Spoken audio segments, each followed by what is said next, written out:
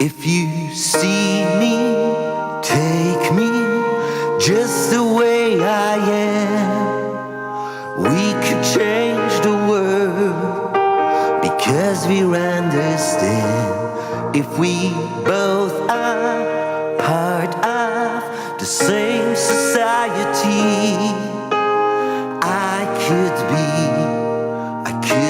me. Zero barriers, zero wants, zero borders, zero bonds, zero limits. By reaching our aim, zero project, the dignity of man. If you give me chances and take me by the hand, if you let me grow and if you let me be, if we all give up our partiality, then I could be free.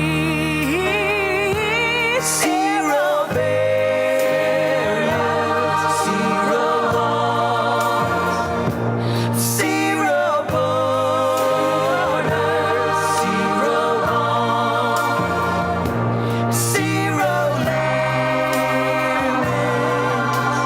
Reaching our end, zero project, the dignity of man.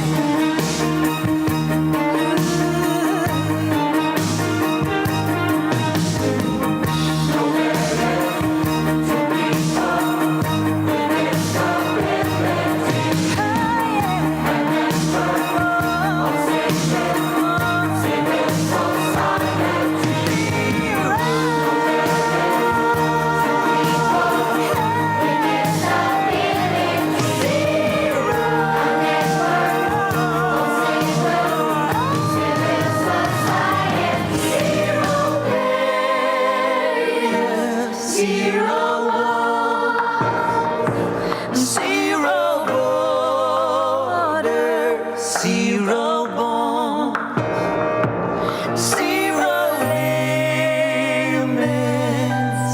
By reaching our aim, zero project, zero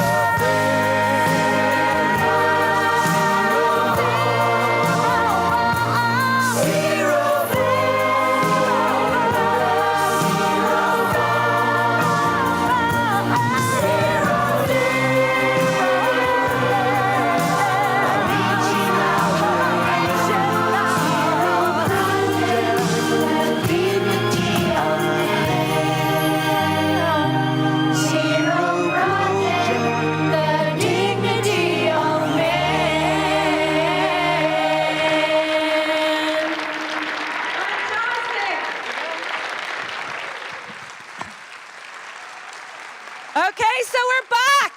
Good morning, good morning, good morning. Here we are, 11 years, and it is absolutely fantastic to be back here again. And what an incredible year it has been. I think what we all hope for is a zeitgeist moment, a tipping point. All of us in this room and the rooms that have been filled with all of us for 11 years are working towards full inclusion for people with disabilities. This theme, this year, about independent living and political participation. We have yearned for this time. When we began this conference 11 years ago, we were in a room where there were 240 of us. And we hoped, as we've gone through, to fill bigger rooms. We have representation from 72 countries here for the conference over the next 3 days.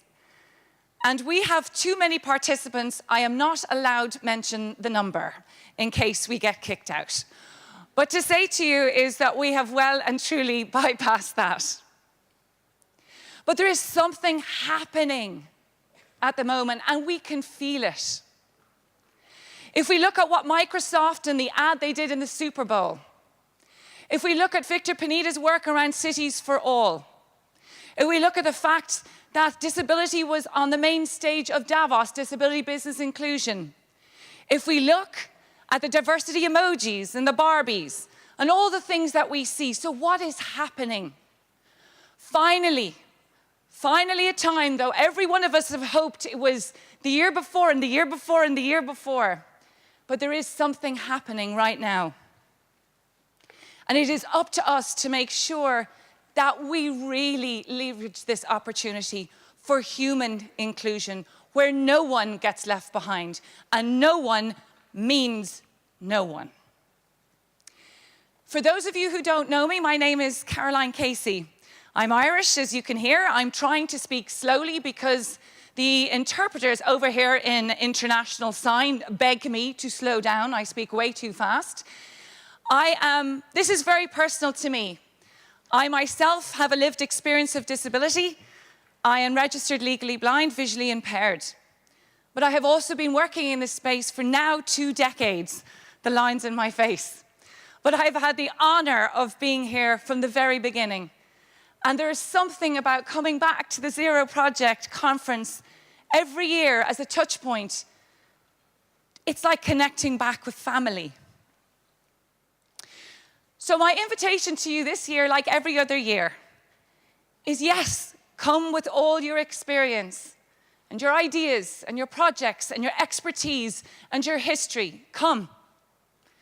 But do not come without your heart. The one thing that makes the Zero Conference very special, and for those of you who are coming back, welcome home. Welcome back to your family. And for those of you here for the first time, we are delighted to bring you into our circle. What makes this conference special is we don't do politics and we don't do ego. Leave them outside the room. We are here to collaborate, to join forces, because right now, collectively, if we do that, we cannot be ignored. So the special moments in this conference are not actually here from the stage.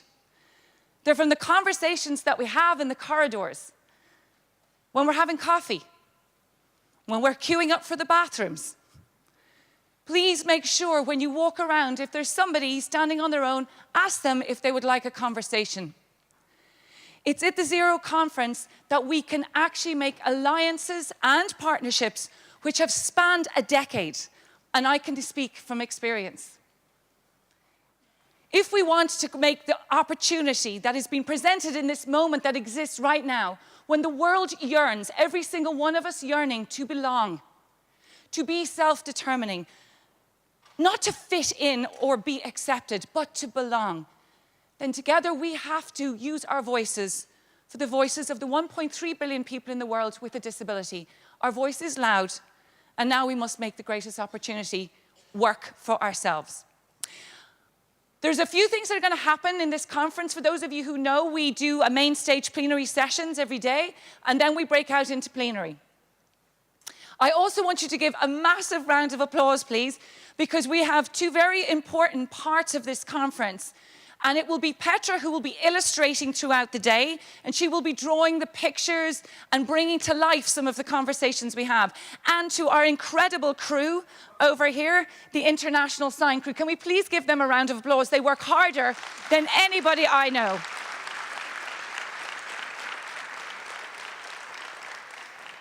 And as for me, you will see me running around all the time. I'm not allowed to cross this line, which is, you should never tell a social entrepreneur not to do something, because they do. And if I was doing what I was told to do, we'd never be here in the first place. But what I would love to start now is we are opening our main session. And always it comes to this point that we need to remember how this all began. And I always bow down to the team of the Zero Project Conference. But the idea and the inspiration and the work for this came from Martin Essl. And Martin Essl has given 11 years of his life and his resources and his time and his family to continuously grow and scale the Zero Project Conference. So I would really like you to give a very, very warm family welcome to our founder, Martin Essl.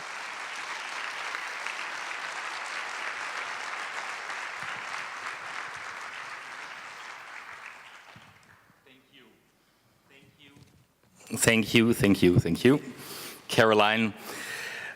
Your Royal Highness, Your Excellencies, ladies and gentlemen, dear partners, friends, members of the worldwide network of the Zero Project.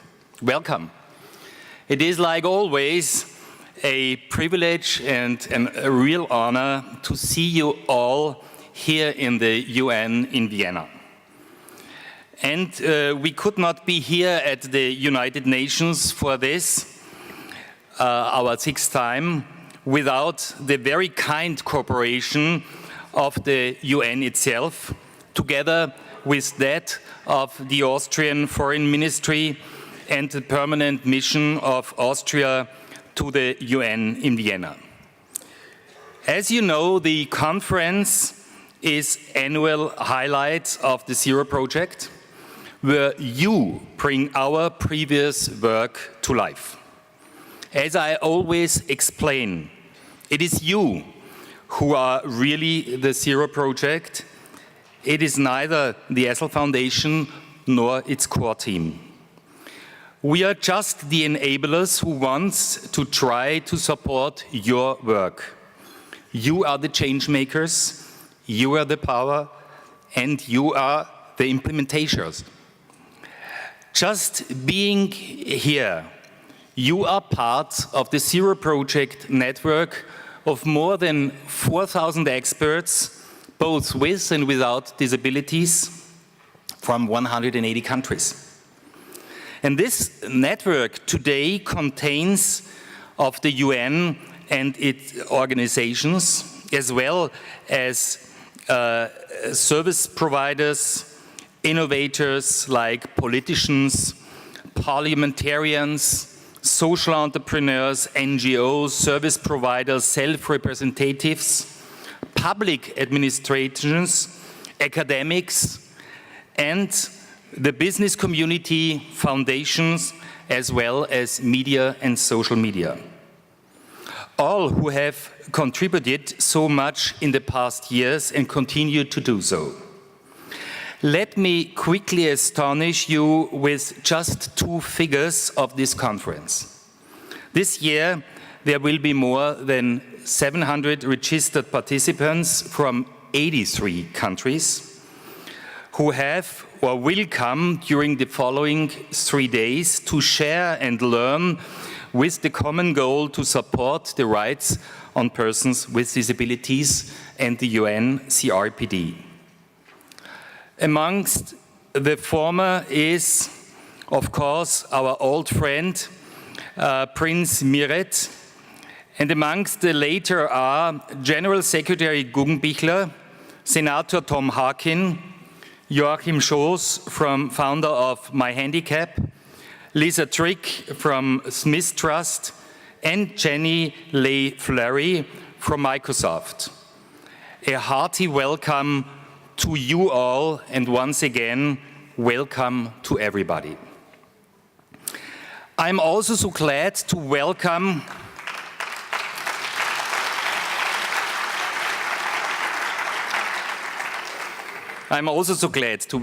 innovative minds that we have developed long-lasting relationships and friendships. For example, EASBD, Inclusion International, or Discovering Cans, who have joined us annually since 2012.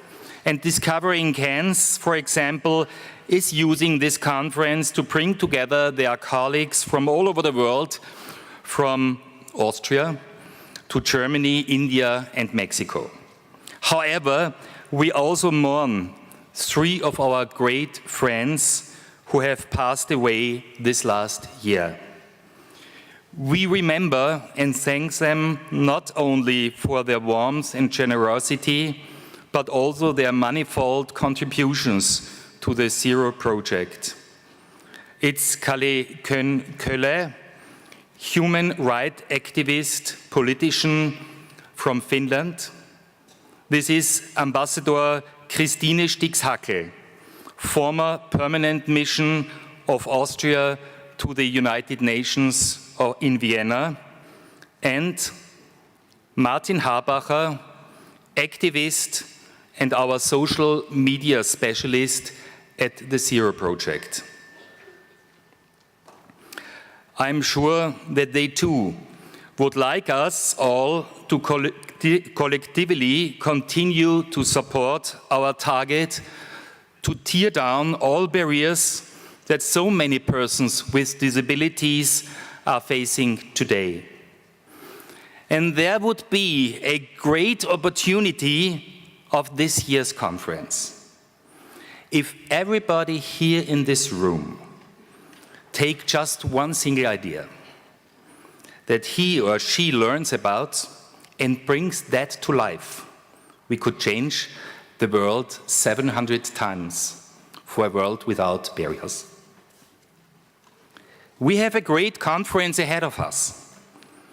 And to the business world and to the foundations, if you can, please try to join me at the Zero Project Impact Transfer Forum, which starts at 12:20 in room M2. And additionally, to the Essl Foundation and Ashoka Special Acceleration Foundation Workshop, you are invited, which will take tomorrow on Thursday at 4:30 p.m. in M6. I should like to wish you all an exciting 3 days. Caroline? Thank you.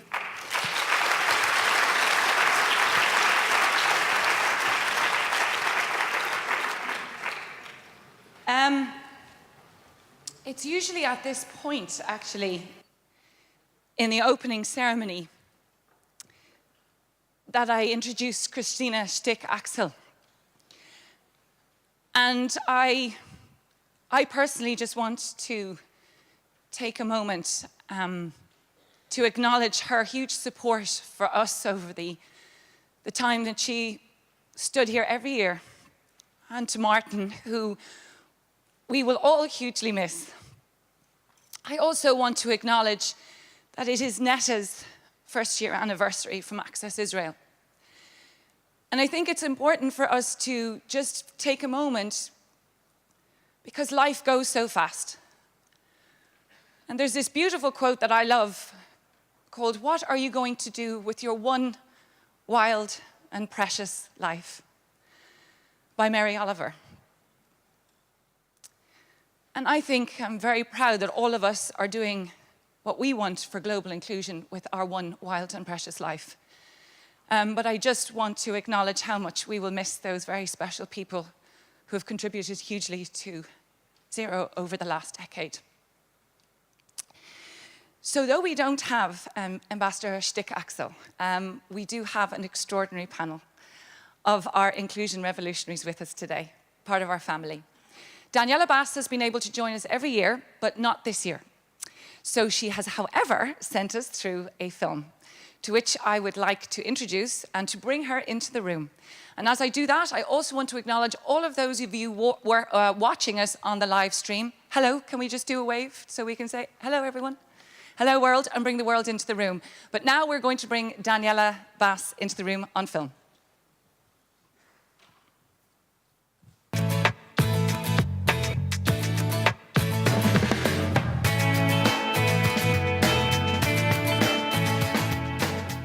Your Excellencies, Mr. Martin Essl, dear experts, colleagues, and friends from the global community working in the field of disability and development. Ladies and gentlemen, good morning.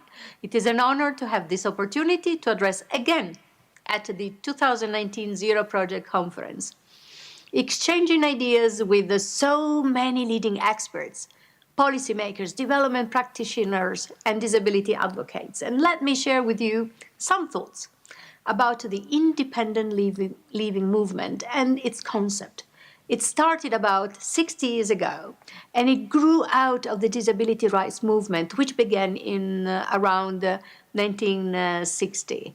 And this movement worked at replacing the special education and rehabilitation experts' concepts of integration, normalization, and rehabilitation with the new paradigm developed by people with disabilities themselves. The first independent living ideologists and organizers were people with extensive disabilities, and I can think of Ed Roberts, Judith Heumann, Peg Nozick, or Lex Frieden. And I recall when I was 27 years old, meeting for the first time Judith Heumann, who was and still is, for me, an amazing inspiration. So, as I said, since the 60s, despite advances in the international normative framework on disability, a gap between policy and practice continues to exist.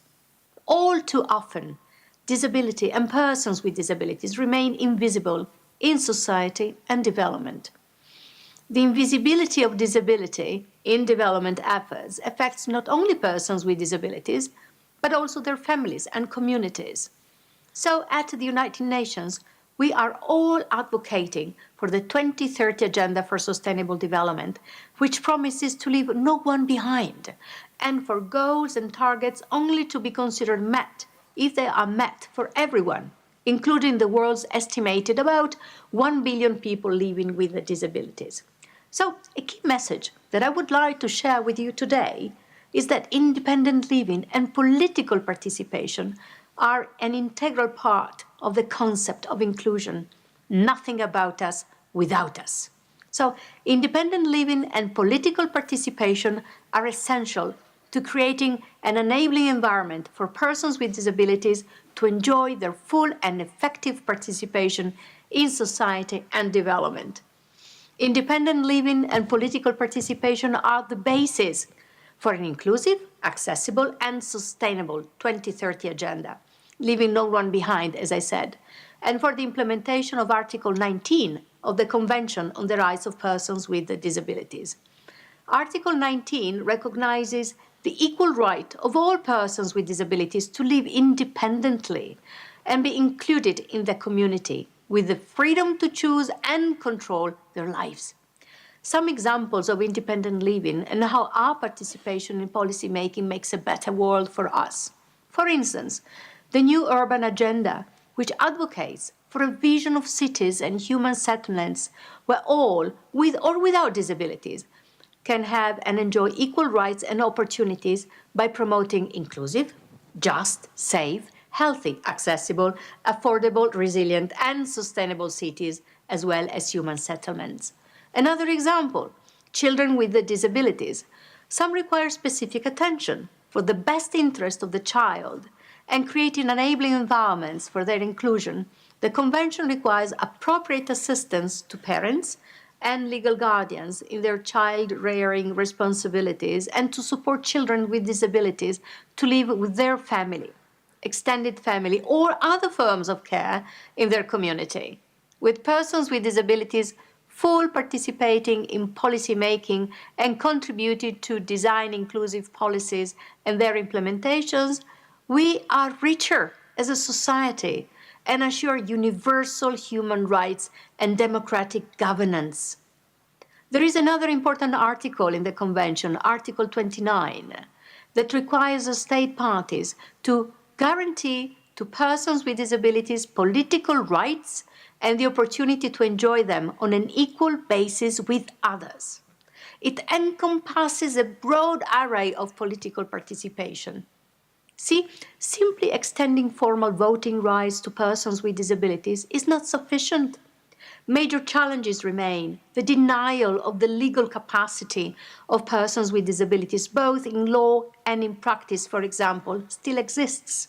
Many barriers to the political participation of persons with disabilities arise due to the lack of information related to political campaigns and political parties or inaccessibility to voting procedures. Furthermore, The lack of awareness about the situation of persons with disabilities, their rights, well-being, and perspectives, including by political parties, can lead to a low level of participation of persons with disabilities as voters and candidates for governmental or parliamentary bodies. The full access to information and to polling stations, facilitating the use of assisted voting devices are essential conditions for the full and effective political participation of persons with disabilities in all its aspects. It is so fundamental, yet both developed and developing countries need to address this situation. Dear colleagues, ladies and gentlemen, taking this opportunity, allow me to reiterate that in-depth exchange of thinking and experience at fora such as this one, the Zero Project Conference, gives us a great opportunity to forge new partnerships among ourselves, from governments to the United Nations system, academic institutions, civil society organizations, leading to specific actions and results. And therefore, this is the end of my short remark to the opening of this very important conference. I wish you, therefore, a very successful conference indeed. Bye-bye. Thanks.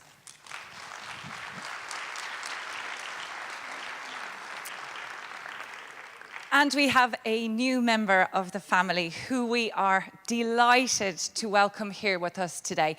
So I want you to put a very warm Zero Project family applause for Gabi Sellner, Ambassador Gabi Sellner, who was with us here for the first time, and I hope will be coming back many, many times. We are so genuinely delighted to have her. So please give her that welcome.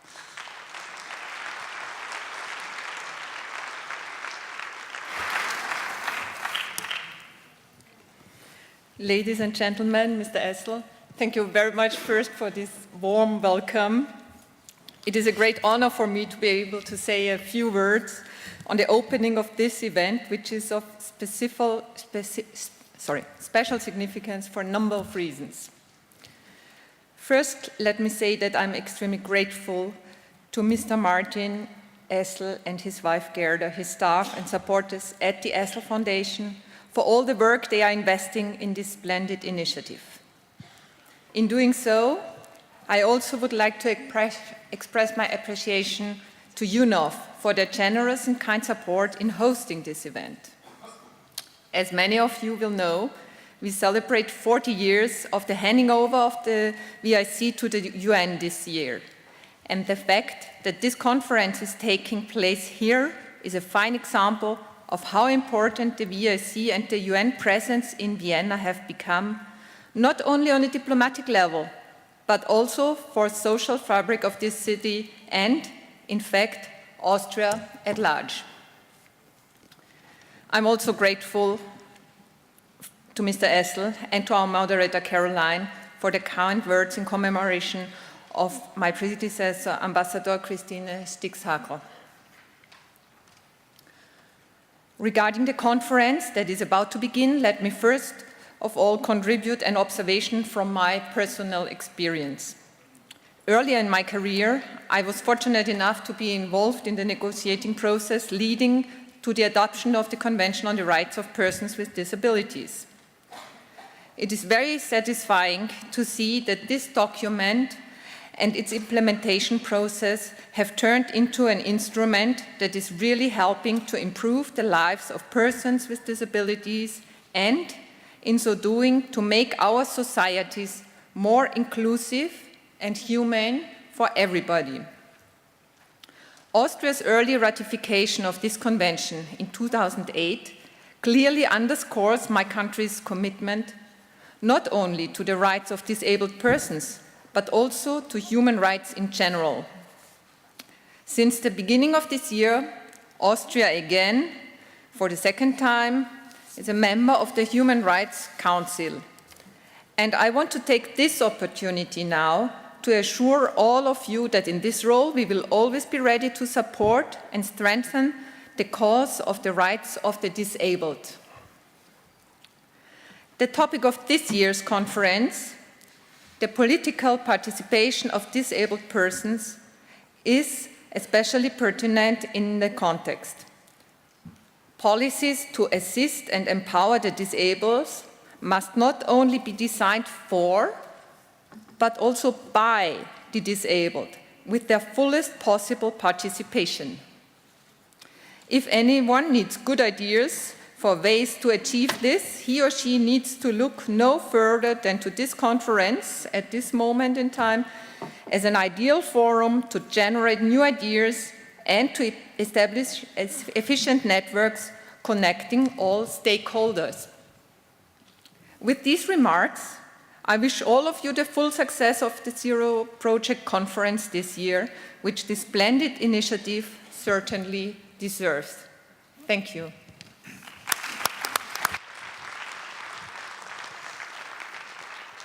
Thank you so much, Ambassador. It is fantastic to have you join the family, and we'll see you next year, I hope.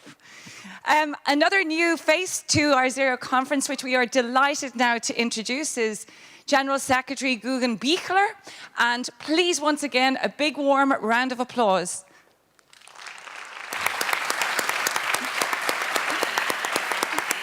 Thank you so much. Madam Ambassador, dear Mr. Essl, very distinguished participants. When my minister asked me to represent her in this conference, I was really excited, and I'm extremely honored to speak to you on behalf of the Federal Minister of Labour, Social Affairs, Health and Consumer Protection, Beate Hartinger-Klein. For me, the Zero Project Conference has become a highly recognized event, bringing together people from all over the world. Every year, I learned since actually 2011, with one common goal, the common goal to get to a world without barriers. And this is one of the goals which, of course, are very high in my ministry as well. So I'm really excited to be here and to represent the Ministry of Social Affairs. Many thanks again to the United Nations for hosting this conference in the building of the United Nations in Vienna.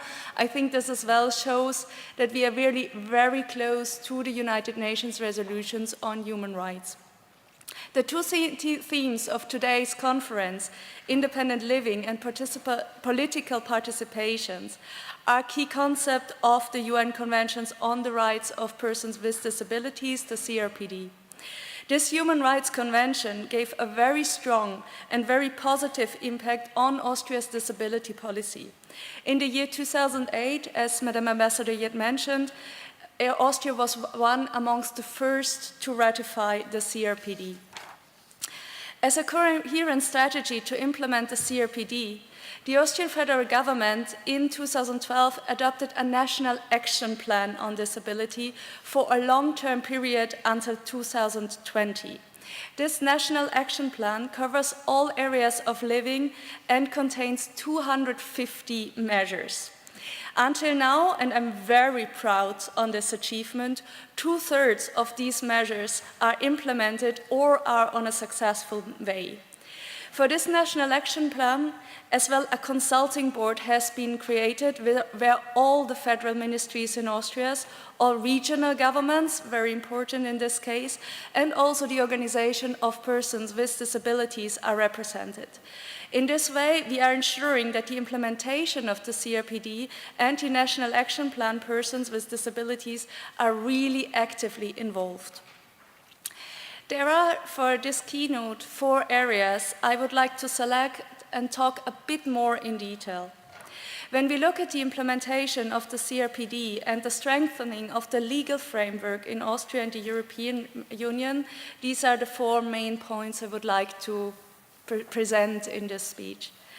First, the adoption of a new law on supported decision-making, then the inclusion law package from 2017, the support for the employment of people with disabilities, and last but not least, the European Accessibility Act. If we talk about the first one, the adoption of law on supported decision-making, in 2017, the Austrian guardianship law has been completely reformed in line with the principles of Article 12 of the CRPD. This means it is now focusing on the autonomy of persons concerned. The Second Adults Protection Act fundamentally changed the existing guardianship law in Austria. It's now a modern law on supported decision-making, which was adopted, which shall guarantee the right for people with intellectual and psychosocial disabilities to be able to decide by their own.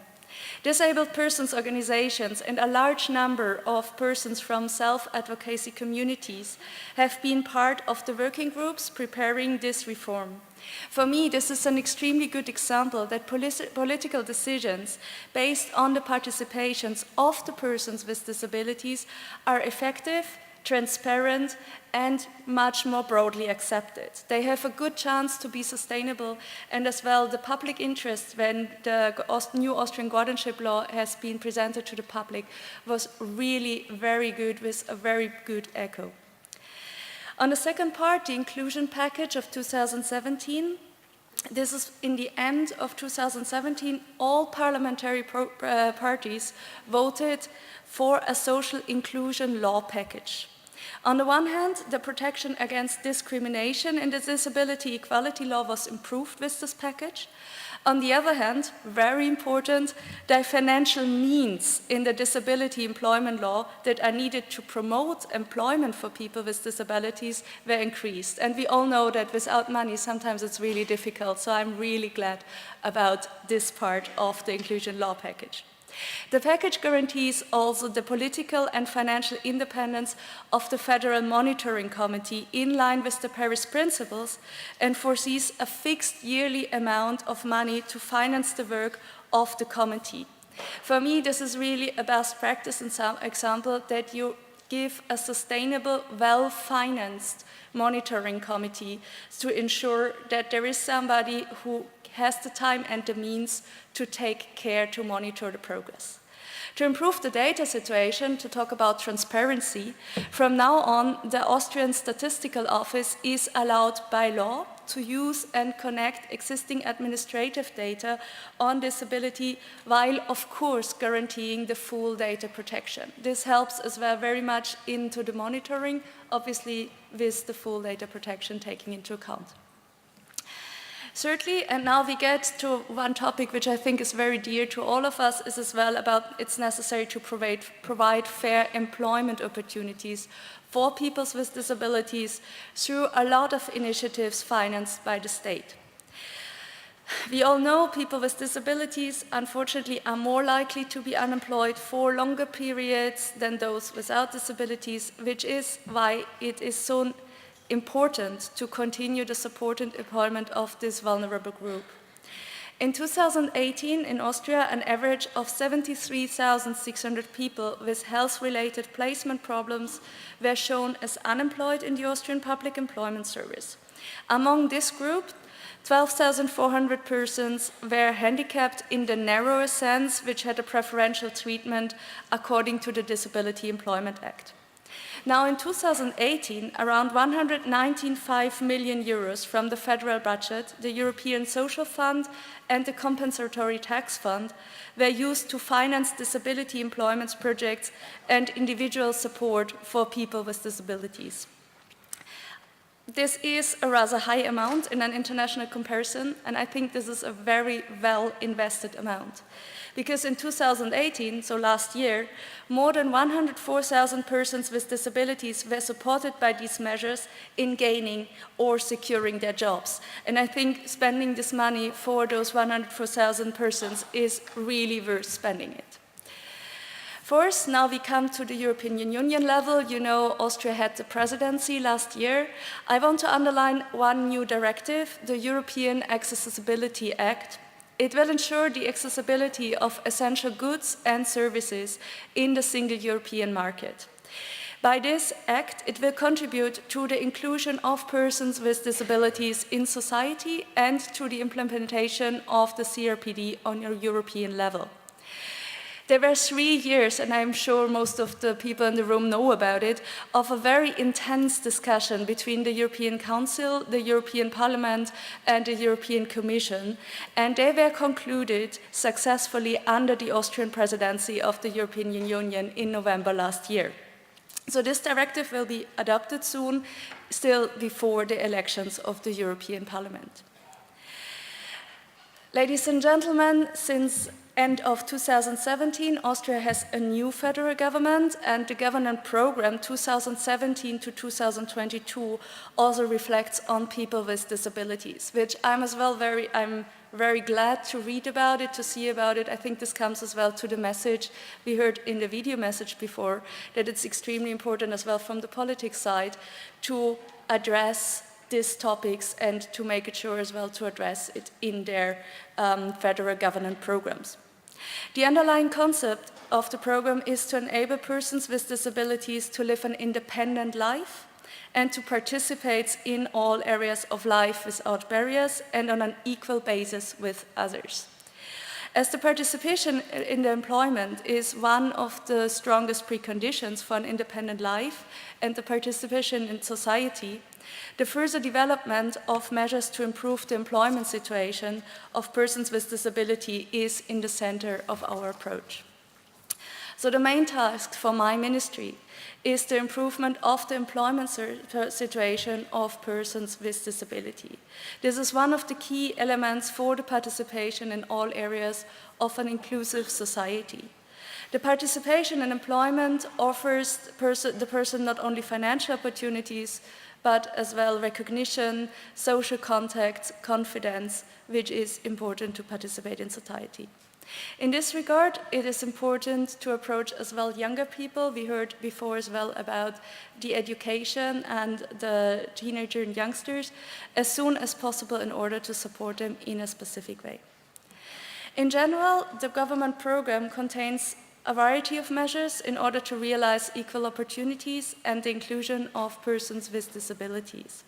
Some of them are participation in political processes, so the topic of this conference, through the creation of a consulting board for the entire federal government in disability issues.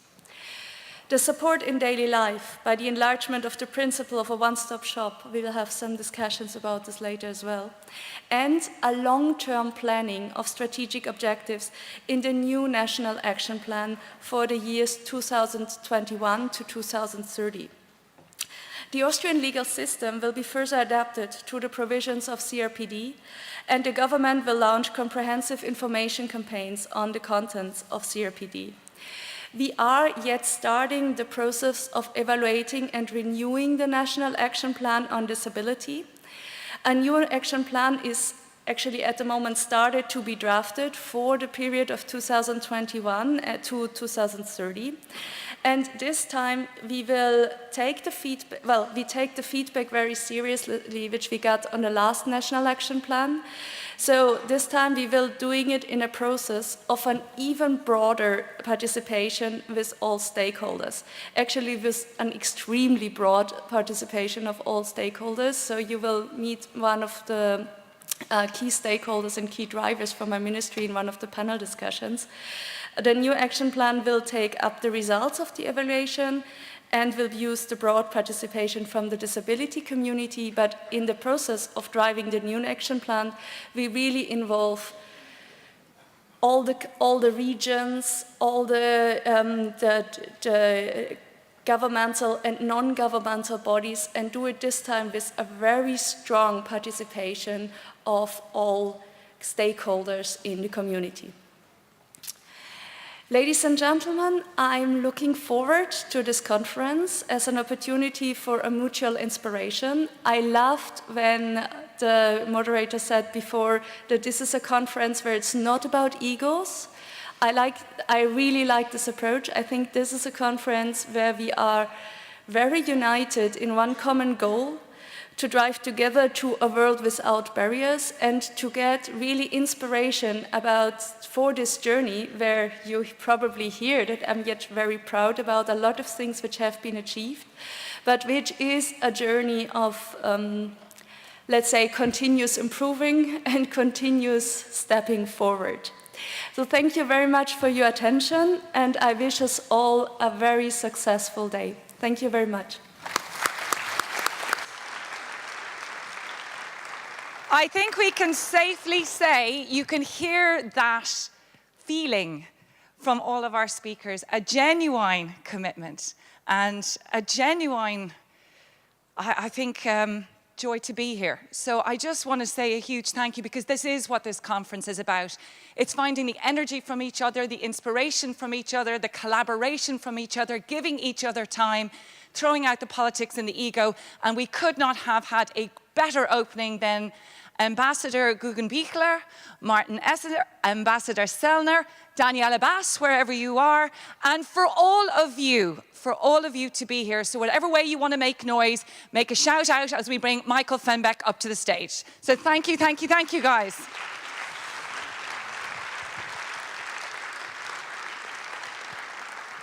Now, so this is, oh, hello. Here, there you are. See, I am visually impaired, can't see what I'm doing. Anyway, so, yeah, I'm in your way as well. Okay. So the thing is, one of the pieces that we really want to create in the Zero Project is to have one of the most inclusive conferences, right? And there are many ways we can be inclusive in this conference. We're going to talk about accessibility, but the first one is our mindset coming into this room and making sure that we really take the time to listen and speak to each other and to learn from each other.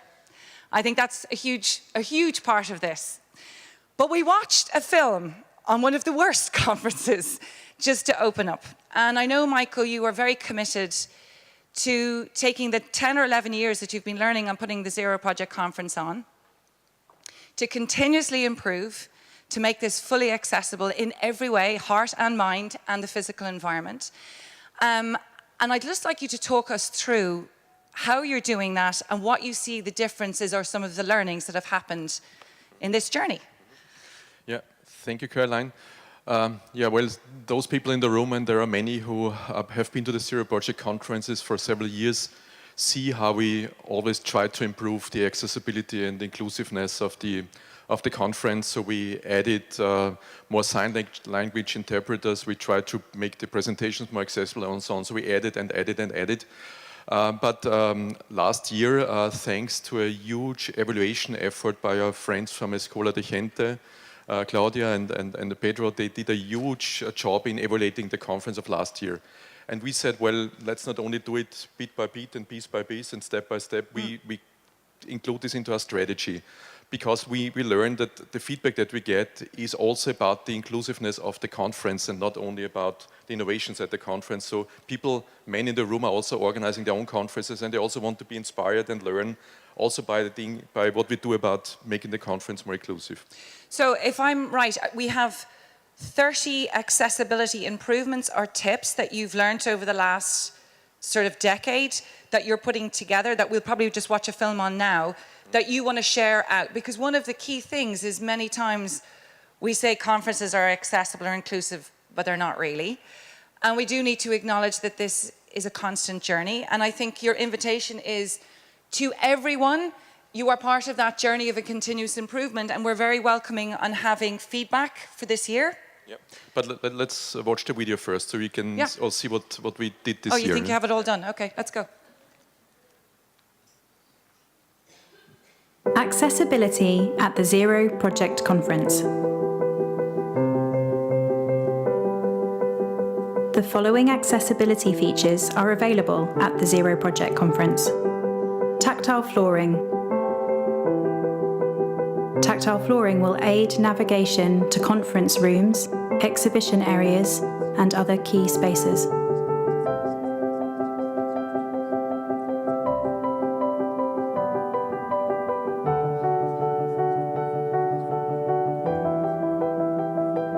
Large print signs and floor plans.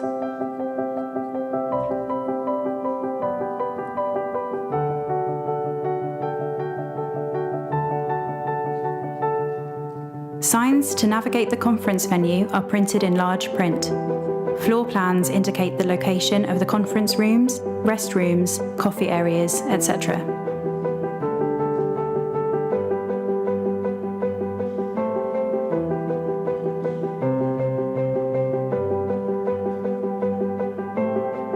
Speech codes. Speech codes give information about the agenda and accessible restrooms in an audio format. To use these speech codes, please download the Speech Code app.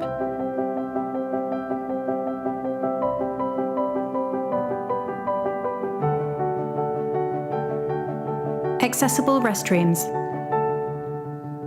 Accessible restrooms are located on all conference floors. Please check the floor plans.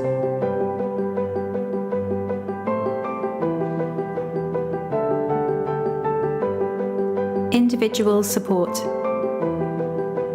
Volunteers are available to act as a buddy to individual participants throughout the conference. Live captioning. All sessions in all 3 conference rooms are captioned in English.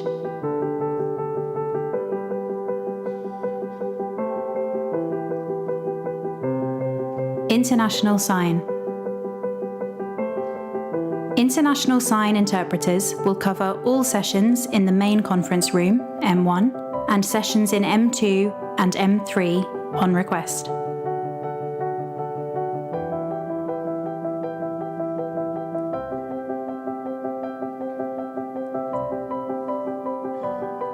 Amplification of speakers on stage. Speakers on stage can be amplified using individual headsets available at every seat in all 3 conference rooms.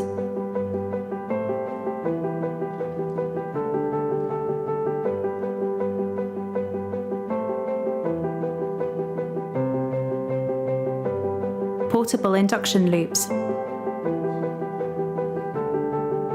Portable induction loops are available from the registration desk on request.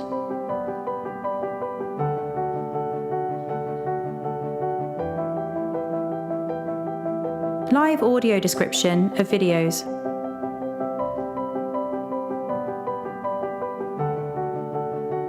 Live audio description is available for all videos submitted to the Zero project team prior to the conference. This can be accessed through individual headsets available in all 3 conference rooms.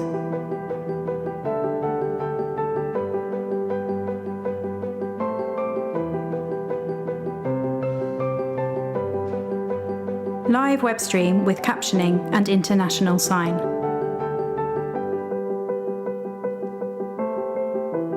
All sessions in the main conference room, M1, are streamed live on the main Zero Project website, zeroproject.org. The live stream includes captioning and international sign.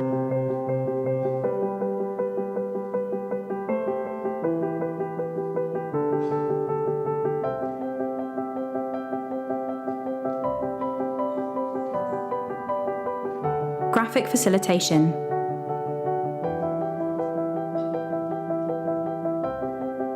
Some sessions will have a graphic facilitator present to produce visual summaries of the presentations. The graphics from these sessions will also be available to view online.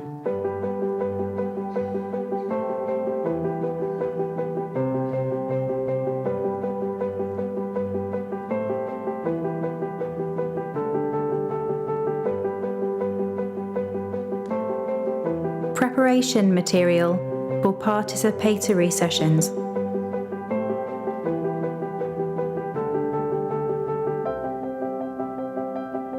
For the participatory sessions, videos of the presentations, including captions and audio, will be available online before the conference.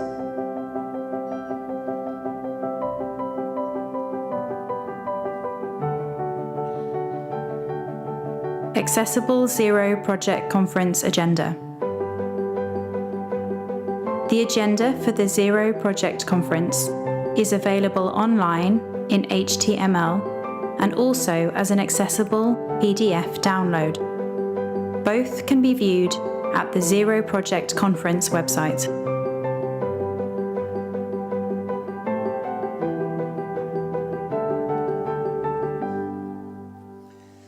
Okay, thank you. Michael, yes. Big effort here. I think what's also important for us all to note is, regardless of these pieces of work that are being done, is the most important part about being inclusive is not to make assumptions about anybody's needs. And remembering that 80% of people with disabilities are invisible. So it's always just being mindful that never to judge or never to make an assumption. We're going to talk a little bit about what you're going to do with these 30 accessibility tips, but the other part of this conference that is very big on our agenda is political participation. Would you just run through for all of us how you've weaved that into the agenda? Well, political participation is participation, and we tried some innovations in making the conference not only accessible and inclusive, but also include sessions that support participations, especially of people, young people with disabilities, so that they can take fully part in what we do. So what we did is we have 4 sessions that have additional features that the other sessions don't have. You find all that on the website. By the way, on the website you find a lot more measures that we did and are not mentioned in the video. But those 4 or 5 sessions are pointed out in the conference agenda that include another list of features that are only done to make it more participatory. For example, we have all the presentations on video. Our friends from Hilfsgemeinschaft did that. So you have the full PowerPoint presentation on a video, and you can see that before, after. You can prepare for that already when you see the PowerPoint presentation, and so on. We, together with the Austrian community, there's one German-speaking session at the conference, which is in German and only translated into English, so that's the exception to the rule. And this session is especially there to motivate people, young people, self-representatives, to come to the conference and speak out, especially when it comes to their voting rights, to their election rights. So this session is on Friday, and it's a special forum for self-representatives to speak out and also learn and engage with each other. So it's a special session for the Austrian community of self-representatives. And our friends from the Lumos Foundation, they're also using the Zero Project to present some participation models that they use and they work on. So I'd like to now ask some representatives from the Lumos Foundation to come forward and tell us a little bit about what they are up to in the next 3 days.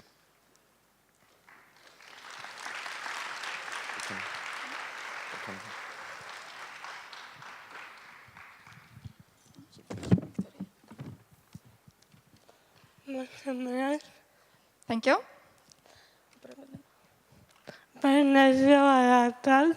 Good morning to everyone.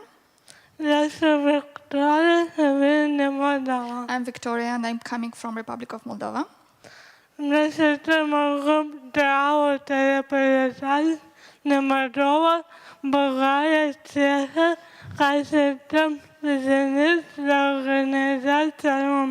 We are a group of self-advocates from 3 countries, Moldova, Bulgaria, and Czech Republic, who are supported by Lumos Foundation.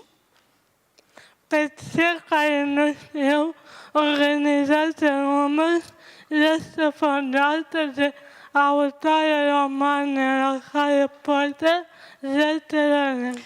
those who don't know, Lumos is an organization founded by J.K. Rowling, who is the author of novels Harry Potter. The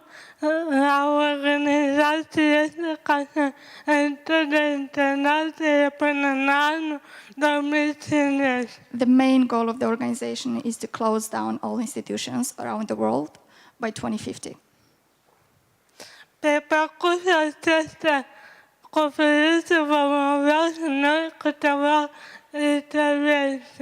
During the conference, we'll have some interventions.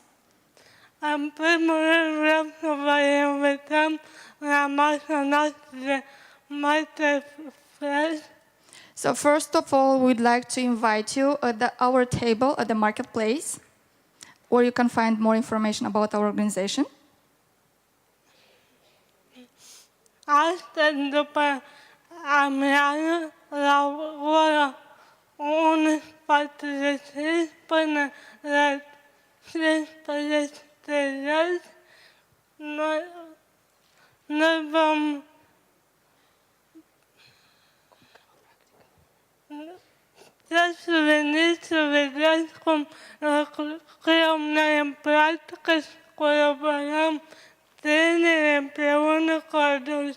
So today, in the afternoon, from 1:45 until the end of the day, we invite you in the room M69 to see how we work in practice, adults and young people.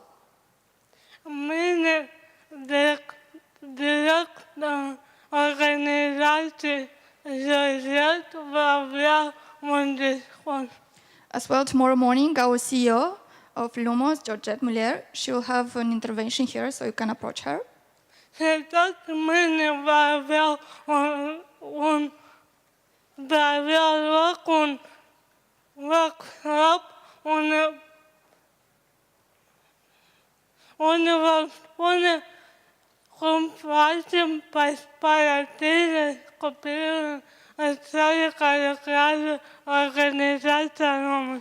As well, tomorrow from 2:45 until 4:15, we'll have a workshop where you can come in the room M2. You'll see this paper on the marketplace, and you can find out how Lumos is doing child participation in countries Lumos is working in. So,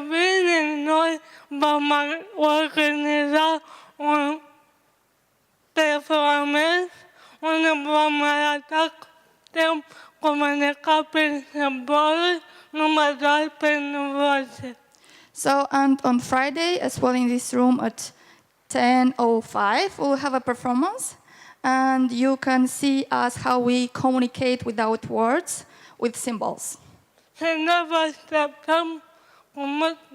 So we are waiting for you. Thank you. Thank you. And nobody is to miss the 10 o'clock on Friday morning, because it's a great surprise, right? One of the things I do think we want to also acknowledge is, for those of you who English is not your first language, thank you. Thank you. Because it needs to be acknowledged, so thank you very much. Now, as we're going to go forward, Michael, tell us, what are you going to do with these learnings for the accessibility journey? Yeah, as Karen said, it's a journey, and we're on the journey, but we're making the journey now quicker and faster, but still it's a journey. We try hard, we make a lot of mistakes, we learn, and we learn faster and quicker if you give us your feedback. So you will get a lot of opportunities to give us your feedback. You get a questionnaire, every participant. We have some focus groups, some panels among our trusted partners who will constantly be on the watch out how we do and how we improve. Yeah. And this will all lead to what we call a white paper. So we will be very open, very transparent of what we did, how that worked, what feedback you gave us about the costs, about everything. We definitely want to make an effort with those white papers to all conference organizers to learn from this joint experience of you all. Okay, well, I think the idea of sharing that so that we can reach a standard of accessibility for conferences is hugely important. So thank you, Zero Conference, for your leadership in it. A huge round of applause to Michael, because honestly, the amount of work that goes into making sure this is as inclusive. As we say, please come and ask for anything that you need from any of us. Give us your feedback. We are really open. We are not defensive. We invite it in. And I just want to say thank you hugely to Michael and his team. Now, on the subject of accessibility, we are absolutely delighted to a lady who really is, I think, the accessibility giant of the world, actually. We are really pleased to have with us the Chief Accessibility Officer of Microsoft, Jenny Lay-Flurrie, who has been leading the way with an organization who has also been leading the way. So I think for now, give us a huge round of, a big, massive round of applause for the lady, Jenny on the block.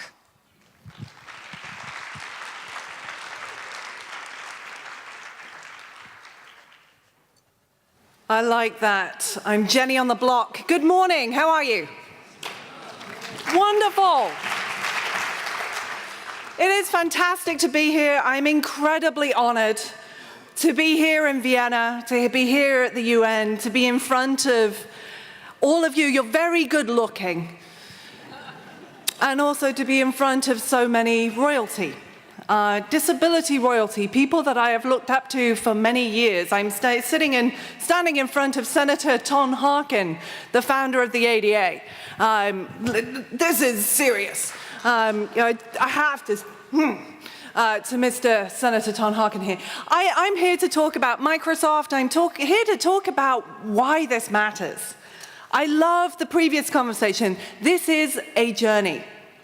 We are all on it. And we're on it too. And so I'm here to share a little bit about what we've been up to and what we're learning, understanding with that that what we are learning continues to evolve and continues to change. But let me start. Let me start by talking about why we are in this. I am not going to teach you about the demographics of disability. I think you guys know that. I think this room, more than any room, understands the demographics of disability. It's big, I think, is the key thing. It is 1 billion plus. It is folks that come with permanent disabilities, temporary disabilities, and situational disabilities. It's mostly invisible. It has an unemployment or a low participation rate in the labor force. In fact, quite a chronic one, double that of people without disabilities. If I think about why a company, you have all heard of Microsoft, right? Just checking. Why are we in this? This is one reason, but it's not the only reason. I'll tell you a little story. My family is from all over the shop. I was actually born in the middle of the UK, in a town close to Birmingham, or in Birmingham.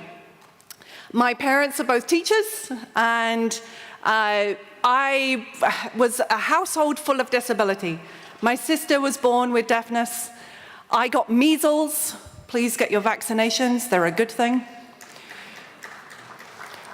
And my dad had mild deafness too. He always heard dinner, but never heard washing up.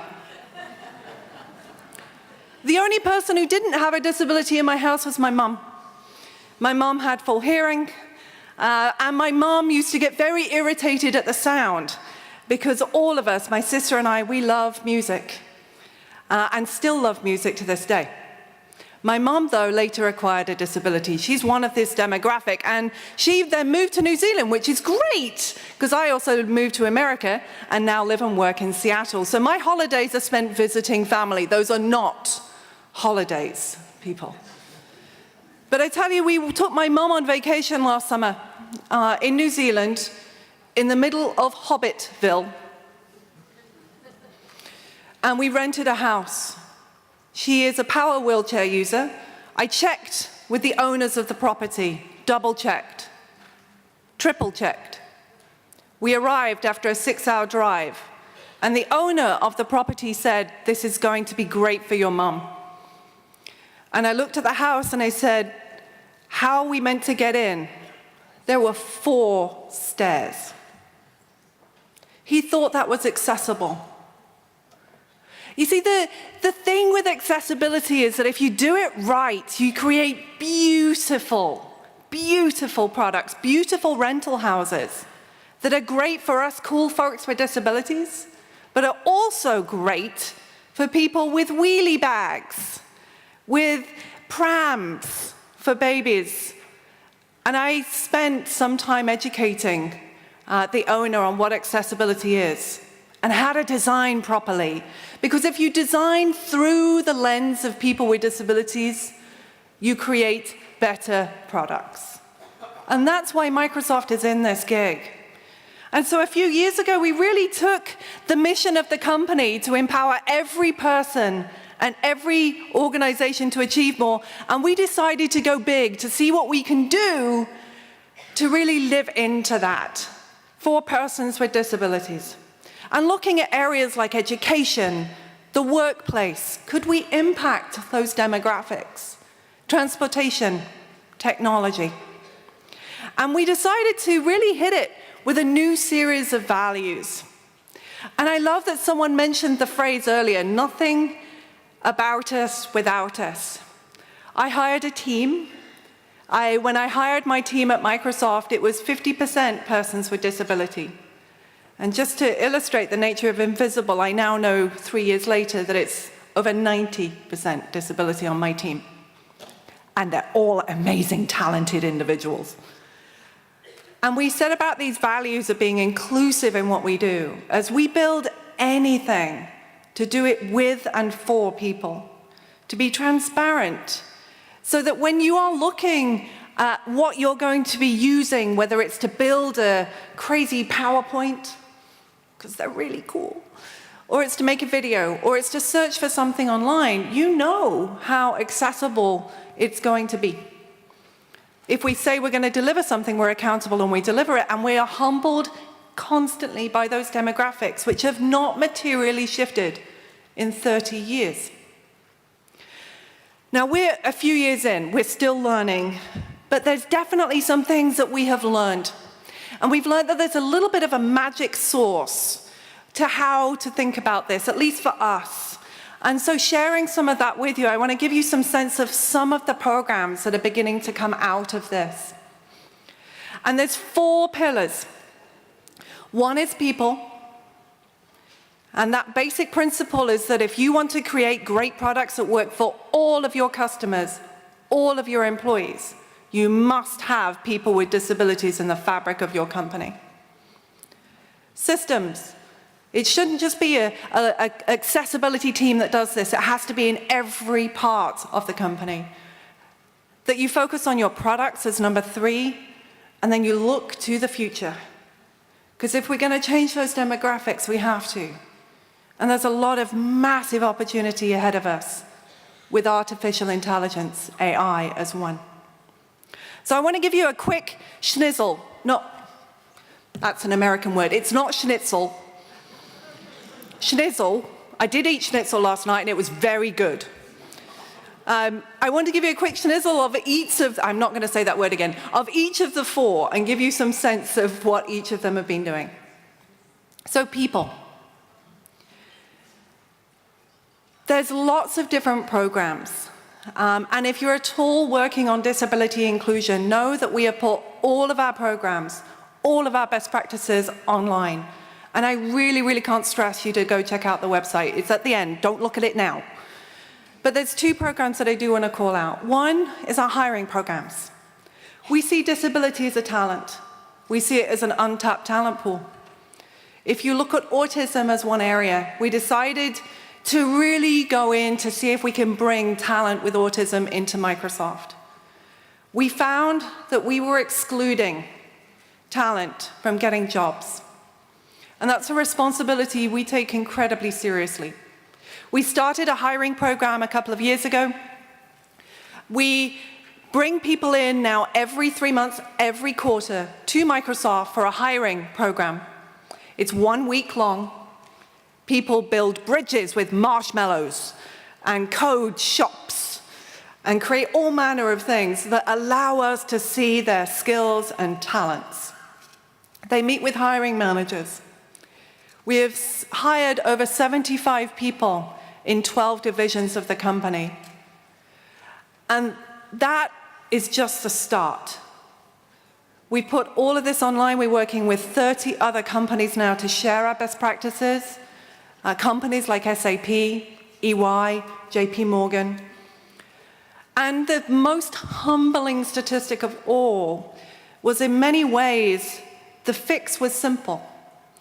50% of our applicants had previously applied to Microsoft and not got through the front door because the interview was not allowing talent with autism to show their strengths. So by taking a different approach, we've been able to gain so much talent into the company. Just one example of our hiring programs. Another example is our employee resource groups. When I joined the company 14 years ago in London, to work on Hotmail. Does anyone remember Hotmail? You can be visual, I'm deaf. The hands work. I joined to work at Microsoft thinking that Microsoft would be great for a deaf person because no one would want to communicate in anything other than email. I was wrong. People like to talk. And so I joined the deaf community to get help. I then joined every other community. There were 6 at the time. There's now 20 groups at Microsoft. They come together for an annual conference. We were humbled and honored to have Senator Harkin there last year. And we actually opened that conference to the public for the first time last year as an experiment. Now, in that conference, 9 years ago when I started it, there were 20 people in the room, and I thought that was great. Last year, there were 1,000 employees that attended. On the second day, 1,000 customers attended. We had 43 sign language interpreters. In fact, most of my team were in the parking garages helping folks, and you were not allowed to park at Microsoft unless you had a disabled parking badge that day. It's progress, and it's community, and it's best practice, and it's the best experts you can ever have. And so if we've learned anything, it's the power of employee groups. People. Systems, a second pillar. And I do believe that there is a way to approach accessibility. I don't just look at the technical side, I look at this holistically. And so the way that we architect at Microsoft is that I sit in our corporate external legal affairs group, which has about 40% attorneys and very smart people. But I also have people all over the company, products like Windows, Xbox, Office, marketing, events, buildings, all have people assigned and dedicated to accessibility. Because we think about this as a business. This isn't optional. We measure how good and bad we are. We are self-critical on that, and we report on that internally every quarter to our senior leadership team. We treat accessibility like something that has to be managed and measured. It's got a system around it, and I think of all else that matters. And what it's meant is that our events, I was listening to the hints today, they were fantastic, and I'm taking some of them back, but some of our events have evolved. We have some events that have 15,000, 25,000 people at them, but every room is captioned. We work on ensuring that all of our events are accessible, and we also have an incredible series of marketing videos that now are inclusive of people, real people with disabilities on the back of this framework. Systems. And then let's look at our products. And just to give you a sense of some of the impact that by having a culture of people, by having a system that really manages it, like the business that it is and the opportunity it is, you're able to create great things that actually empower people. And I'll just give you a couple of very quick examples. There's a lot more to these. And actually, I've used an example. I pulled a bio of someone that inspired me. I actually went on from my school in Birmingham to go to music school. I had declining deafness at the time, and I love classical music. My inspirations probably won't surprise you. Beethoven was one of them. The other was this lady, Evelyn Glennie. She is a Scottish percussionist, the first solo percussionist in the world, and she also has deafness. And so I take her bio, I just ripped her bio because I'm in Vienna, and I'm going to talk about a great disabled musician. And I want to use it to just illustrate a couple of these quick features. This is Learning Tools. Learning Tools was created for kids with dyslexia. It is just built into the browser, built into Word, Office Word. And what it does is allow you to separate words really quickly to allow kids to be able to improve their reading rates by 10%. Just a very simple tool. This is free, it's there, and it was created by employees that were empowered to really create something for something they were passionate about in a hackathon project. And it's now in all of our Office suite. Accessibility Checker came in the same way. In fact, Accessibility Checker was there for a while. So if you have an image and you're sending an email, you're sending a Word document, you want to make sure everyone can read that, right? So we put in Accessibility Checker and we moved it from a Gringotts vault somewhere deep in Office and put it right next to spell check. So people could find it, and it's now automatically checking documents before you send them out. You can send inclusive emails that everyone can read just by one click of a button. Again, a brilliant idea that came out of Office and some folks that wanted to make sure that every interaction we have is inclusive. And this one came out of a couple of folks from that mobility group. This is PowerPoint Designer. And how many people make PowerPoint slides or slides of some kind? How many people? Give me a show of hands. Give me some visual. There's quite a few of you. Don't we love slides? But they can be hard. You take a picture, you have to tease it, you have to do lots of little clicks. It's a pain, particularly if you have muscular dystrophy. So one click, and you can now create beautiful, professional slides that are also accessible. One click. That's cool for everyone, not just us cool folk. And then the last one, and there's many more, is captioning. I'm a big fan of captioning. I travel with an entourage. My wonderful interpreter, Jennifer's down here. But I also use captioning all day. My speech is deceptive, but I do not hear you. You all sound, in fact, this was Caroline's joke many years ago, you all sound like George Clooney to me. So captioning is vital. It's absolutely vital. There are lots of different ways we've done it. The one that I'd encourage is Translator, which is in PowerPoint today, just a quick download. And coming very soon is it built right into PowerPoint. And it automatically captions. It doesn't replace CART. I want to be clear about that. But it automatically captions at a high degree of accuracy, and you can translate it into language of your choice. Real-time captioning, all provided by AI. And I think that is the future that we're all going for. If you think about the future, I focus on this for two reasons. One is that I think that we have to really think about the power of technology and how it can disrupt those demographics going forward. How it can ensure that we have independent living, full participation in all elements of society. I do believe that AI is some of the future of that. And we've got to accelerate this. So I launched a program last year called AI for Accessibility. It's a $25 million 5-year program. I'm giving grants to individuals, organizations, nonprofits, charities, companies that are working on technologies that will help people in the areas of employment, daily life, and communication and connection. We're just coming up on our first year anniversary, and I cannot wait to show you some of the technologies that people are creating.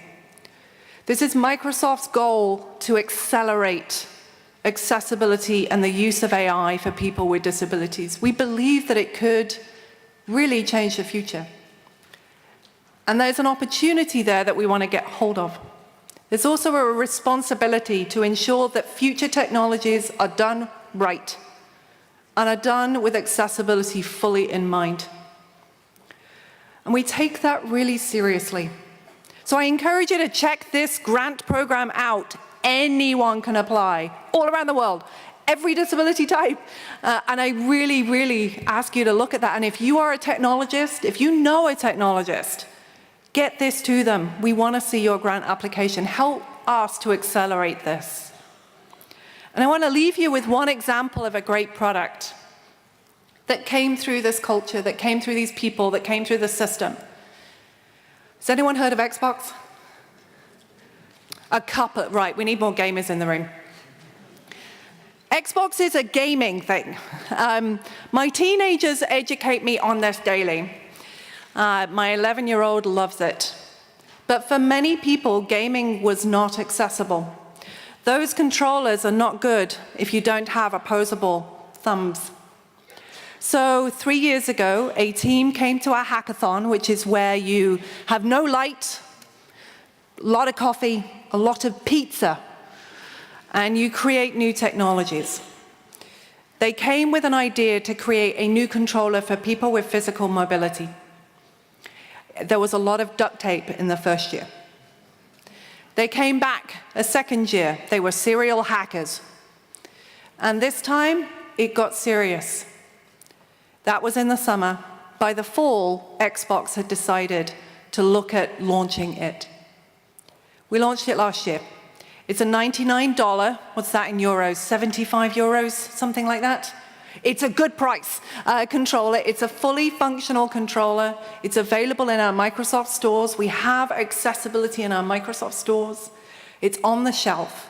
You can plug any kind of joystick into it that allows you to play in whatever way you want. And then our marketing team decided that for holiday, for Christmas, they would create an ad around it. And then Super Bowl, which I know is not a European thing, it's the wrong-shaped ball. It's a big American thing, though. They actually built a new ad, and they launched that ad in the most expensive time, which is the fourth quarter of the Super Bowl. And incredibly, people loved it, because it was designed with and for people with disabilities. But I want to leave you with actually my favorite, which was the packaging. The team didn't just create a cool, crazy product, they also rethought the packaging. All of us have bought products that are covered in plastic that involve scissors to open them, and normally scratches and pain as you're trying to open those boxes. They redesigned the packaging so that anyone can open a cardboard box with one ring pull, and it pulls the tape right the way out. You're able to open the box with one lift, and then it's got a little handle, and out slides the Xbox. That's it. That's all it is. I do think that simple technologies, simple innovations, and the future is ours to create. The power of this room, the learning that I'm going to take away from this, and the learning that I know that all of you will have, I hope creates a new future for people with disabilities. I hope that it changes the demographics. I want us to work together to change the unemployment and the participation rate. And I thank you for your crazy ideas. Bring on. And thank you so much for the time. Thank you.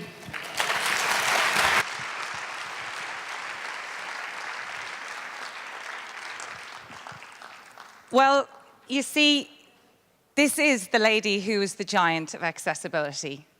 And can I say, I totally agree with you. It's the packaging of the boxes for the Xbox that I wish we could learn for all of us going forward. But it is the importance of a role of an organization with the influence of Microsoft to have somebody like Jenny looking at systemically changing how we design our products, how we participate together. And please do not underestimate, Jenny has only mentioned 2 or 3 of the initiatives that she's done, but we are talking about a significant influence across the business world. So please, a huge round of applause for Jenny Lay-Flurrie from Microsoft again.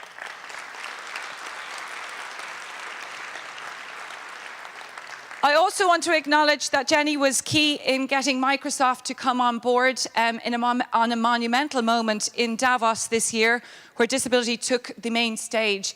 And Microsoft is one of 6 organizations who are the founders of the founding joining companies of the Valuable 500, which is to put disability on the global business leadership agenda. And we need more organizations to be exposed to the inventions and initiatives like Microsoft. So let's continue to work together and come together to actually make this moment worthwhile. Now, I have some housekeeping for all of us. They've kept it till this part. So there's a few of you who are sitting there, and I can hear stomachs already rumbling. Food. We all want to know about the food.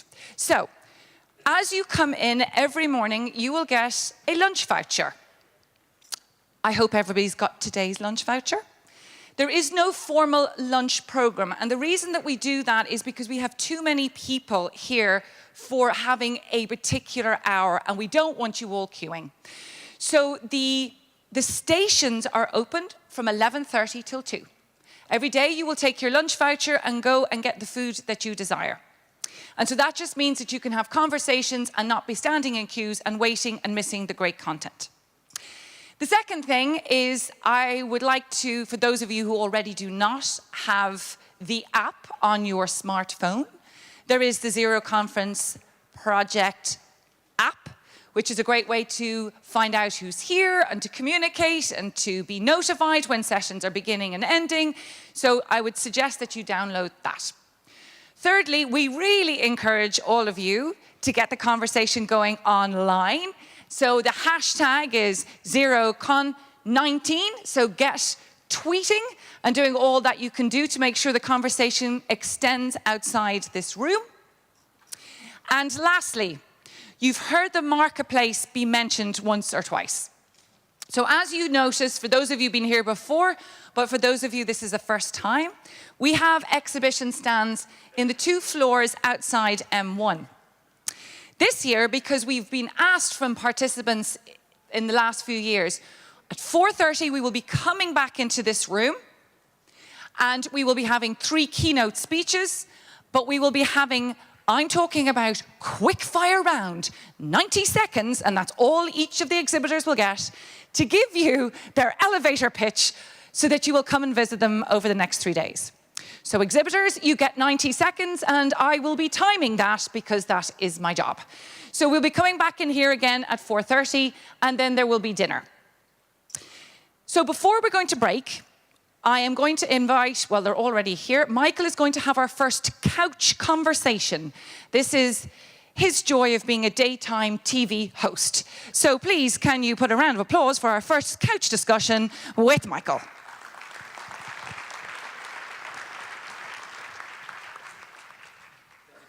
Thank you, Caroline.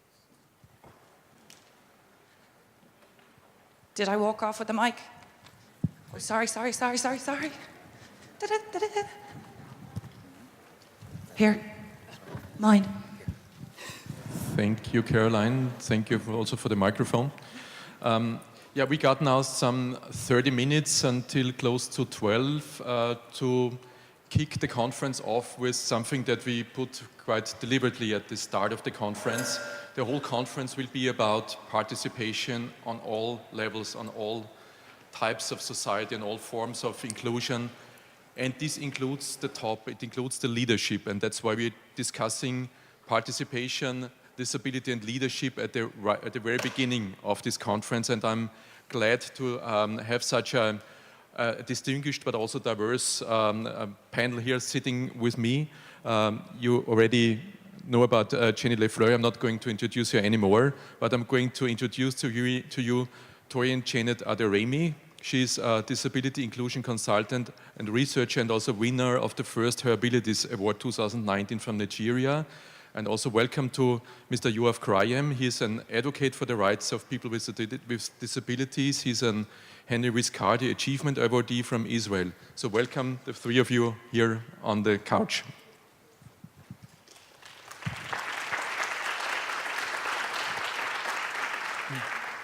So the idea of this next minutes is to give the 3 of my 3 panelists an opportunity to present who they are, what they work for, and leading to a discussion here on the couch about participation and leadership. Your ideas, your thoughts, your impressions, your experiences, and what you want to share about being a person with a disability and being in a leadership role, and sharing this with all of us, ideas, whatever you want to share.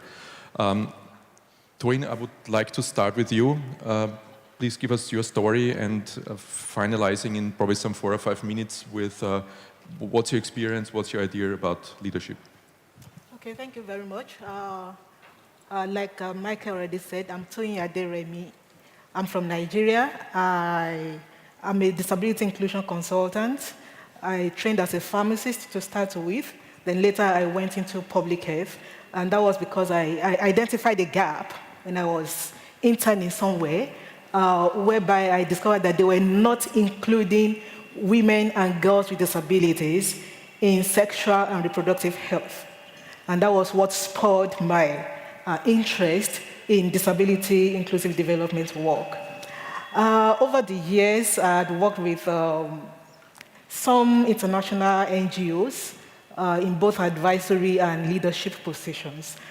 And I would say that I've discovered that participation of persons with disabilities is a right.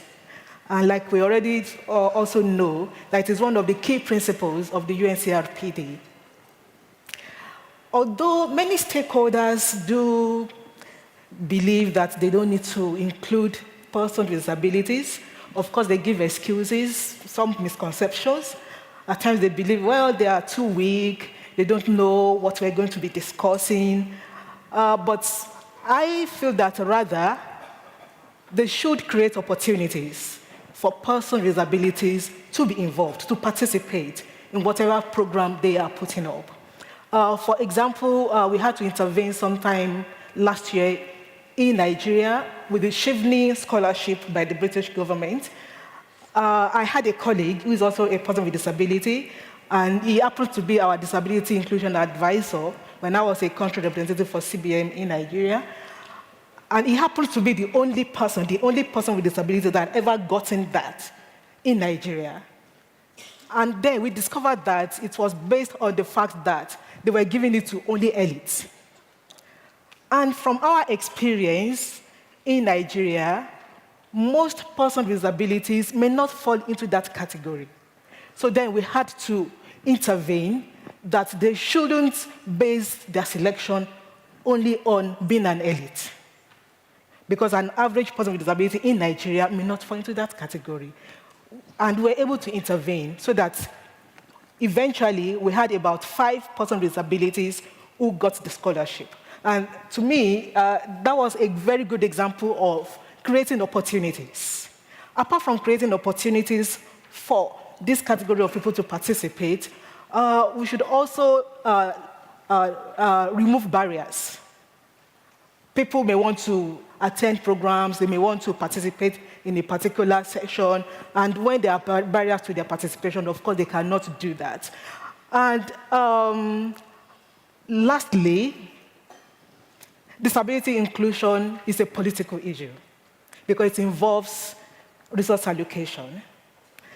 And being a leader, being exposed to participate in programs that can build one's capacity, that can equip somebody with skills for leadership, and the person becoming a leader would really place such a person with disability in the position, of course, to advocate in disability inclusion and to also make sure that resource allocation prioritizes disability inclusion. This also happened to me some time ago in that I had to, of course, I know the issues because I'm a person with disability. I have the skills. I know the issues. I have my networks.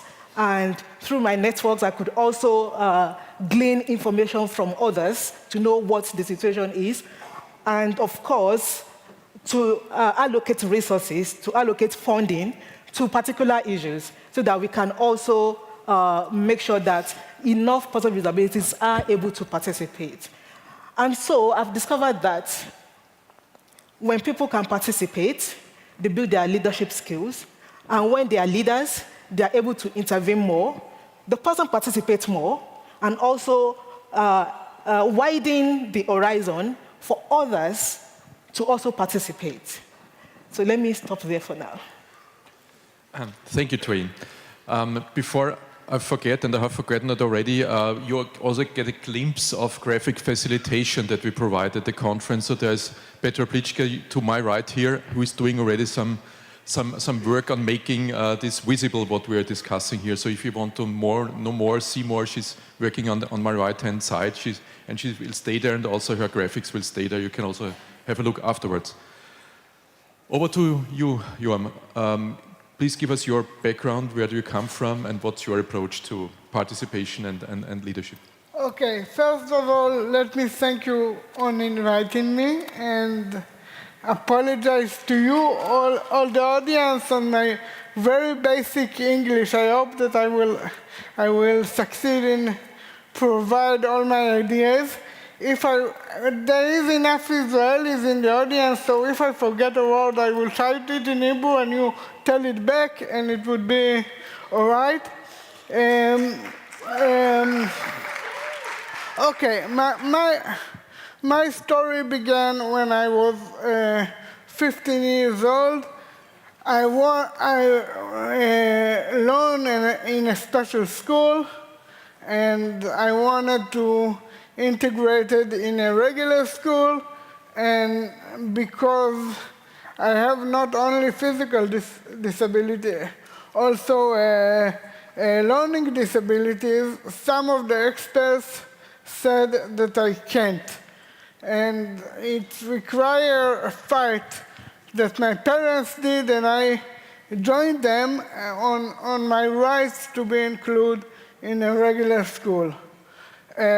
After I was a success in inclusion. Sorry, I'm not modest. The system started taking me as an example. You see what we do for him, he can integrate it, and then that's what the point that I decided that I'm not special, and I just have the opportunity, and if my success have any meaning at all, it should mean that nobody have to fight the fight that I needed to anymore. Then I was invited through one of the organizations in Israel called Elan to be a representative on our national health insurance law. And I went, although I was a kid and I didn't know much about it, but I wanted to meet parliament members and to talk to them about education. So I went on the opportunity that I got. And since then, I met the founder of Bizchut in the Knesset, who work on the equal rights law for disabled people. And since then, I am an activist in that area. But in the last 10 years, I have the privilege not only to be one of the voices of the community of disabled people in Israel, but to facilitate to others, to help others to raise their voice. And one project that I'm very much proud to manage in Bet Izi Shapira, and we're doing it with partnership with Elvin Israel, and we were founded to the generosity of Roderman Family Foundation called Self-Advocacy for People with Intellectual Disability, because there is population in the community of disability that their voice mean even less than others. And you say about them they cannot think, and they cannot speak, and they cannot understand. And we really need to understand that they understand differently. We need to be willing to really carefully listen, and we first of all need to tell them that they have some things to say, and we are willing and we are obligated to hear them. And this process of getting out of oppression, it's a very, very long journey, because people learn that they don't matter, and they stop dreaming, stop wanting, stop believing themselves, and we need to convince them that to start dream, to start to dream again is not with a big price that they cannot pay.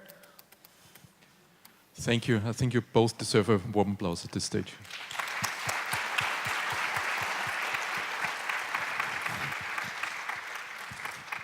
Jenny. So I'll keep it short. I've already spoken a lot. But I do think, if I think back and reflect back on my own personal journey, I came out of music school as a classical clarinetist, quite a bad one. And I knew I was going to be broke. And so got a job in IT. I actually worked at the Daily Mirror under Piers Morgan, if anyone remembers him. I will move on. And I think that the overall journey I've had, at least in the workplace, is I didn't, my deafness was declining, and it hadn't reached severe profound at that point. I'm considerably older now. But I think I wasn't a good self-advocate. if I listen to both of you, so much of what you're doing is constantly, consistently educating, driving, bringing the right people to the table. And I think one of the responsibilities that we have, although I wish it was less, is to educate everybody around. I reached the point in my career many moons ago where I was offered a job but knew that I wouldn't be able to do the job because of my deafness, and I tried to resign. And I was very fortunate to have, I was a participant in a UK government scheme at the time, a great manager, a great company that helped to find me digital hearing aids and find me accommodations and find me what I needed to be included in the workplace, and then got educated on everything else to be more included as I was really getting to the point where I couldn't use the phone. There was so much out there that I didn't know. And so I think there is this responsibility, opportunity for us to continually, we've all got to be better self-advocates. And I know some of you are incredible at that, but it is the most important skill. I have to do it even today. I had a doctor's appointment recently, and they hadn't organized an interpreter and couldn't find one, and wanted to proceed without it. And it was one of those appointments that I actually needed to understand what was being said, as you do with medical appointments. And it was a very tough situation to be in because you're with people that do not understand. My speech is good, really good, and it's deceptively. So I think we have responsibility to educate. We have a responsibility as companies to be transparent about accessibility features, what can be used, how to get them. The more information that I think authorities, governments, public policy, private companies can put out, it needs to be there, and it needs to be there now ever more so to ensure participation of all. And then I think we've got to think creatively. I want to see more, selfishly for me, more direct video so that I can call using sign language and speak to someone in sign language. I'd much rather do that than speak through. I love my interpreter, I love you, but speak through my interpreter. Or speak using a relay service. And I know that most of those services are not available around the world. I'm in a very privileged position with where I live. So I think there's more opportunity, more responsibility we have to open the inclusion and prevent these barriers. Thank you, Jenny. Thank you. Well, listening to you, we might, and I think it's an easy question to ask, but probably more difficult to answer. If you look at your success and how you did it and what's successful and what was not, we could find two groups of strategies to make yourselves heard. One is to find peers and create networks and create bigger, and then you speak as a group and you're getting more gravity and you're getting more clout, and there's still more going on, and so you're creating influence. That would be one strategy. So this more, let's say, the bottom-up strategy, creating networks of peers. The other one would be, and you also mentioned, is going straight to the top. You're going to the parliamentarians, you're going to the business leaders, you're going to the ministers, you're going to the UN, and trying to influence them directly at the top. I know this is an easy question to answer. What's your suggestion? What works for you? Is it a combination of both? What would you see? What's more successful? I would say it's a combination. If you're going to reach everybody effectively, then you have to use a combination of strategies. Of course, especially in most of our developing countries, the development partners are key because they influence whatever happens in the country. So we have to engage them to prioritize disability inclusion. At the same time, we have to work with our peers. And another great thing that I have seen that works is also to, as much as possible, showcase what is possible if, as a person with disability, you receive the right support. Because most often people just write people off that, well, they cannot do anything. But of course, they can if those barriers are removed. If they have the right support, If every stakeholder is able to put the right thing in place, then everybody can thrive. Thank you. Thank you. Yoav? Well, we actually have to do both constantly, and because we have to influence policy makers who work daily day, and we have to be a larger group and raise a voice. And we also have to work with our peer groups to be a model, to be a model of leadership in order to more people coming forward and speak their mind and to show it's possible. And we also need to erase the prejudice that one group of disability have on the other one, because this is a very sad political issue within the community of disability, and as long as we fight not all together, but groups against groups, we are weakening ourselves as a community, as a public. And I also want to say that I think we need to get to the next level and stop, and not only talk, not stop, but not only talk on nothing about us without us, because everything is about us, because we have fully citizenships in our countries, and every policy is also about us, and we need to educate the public and the policymaker that they should consider disabled citizens in every decision that they're making. Thank you.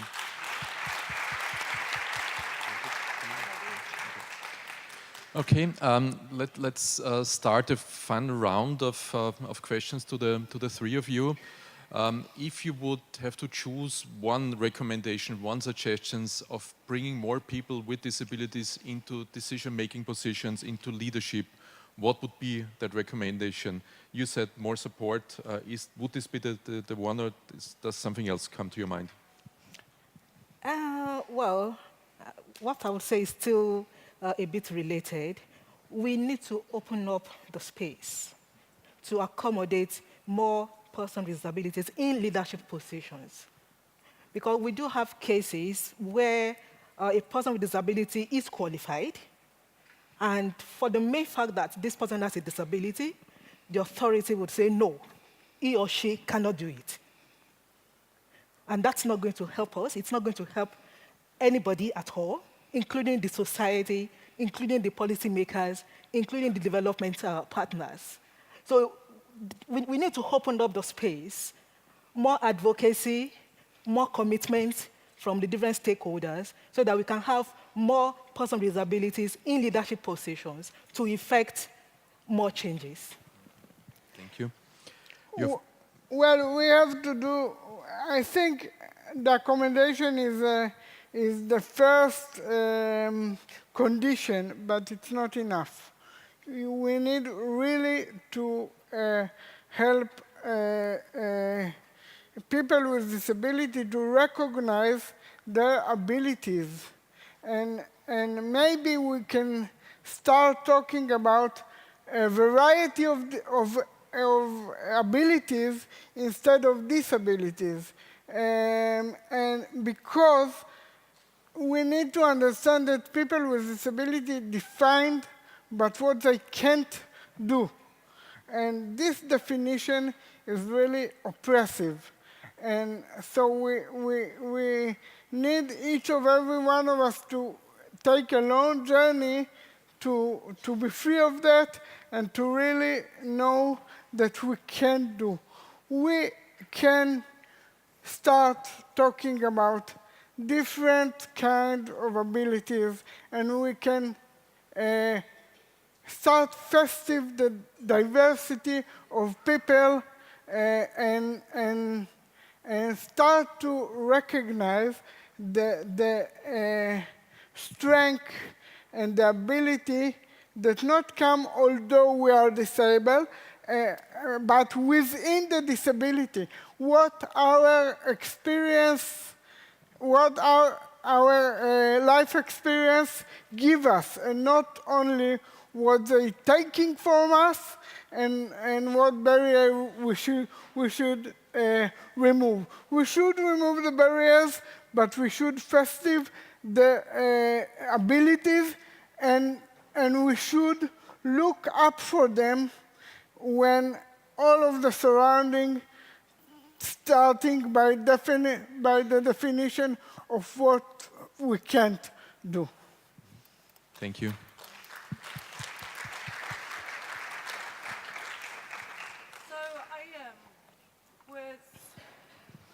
Must remember to turn things on. I am technical, you know.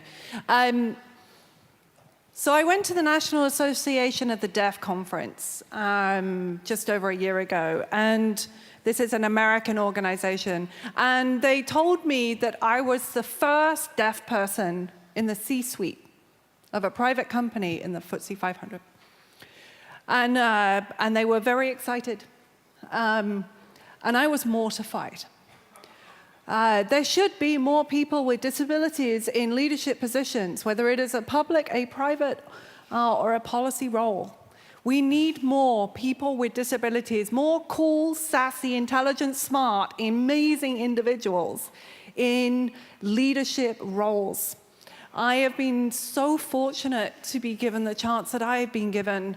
But I think these two are great examples of leaders that should be in these positions and should be informing us and informing every dignitary. And if you're out there, hire someone, just hire someone, fix the processes and make it happen, because then you have people with that experience, with that understanding, with those connections, networks, advocacy, and I'll slow down, apologies.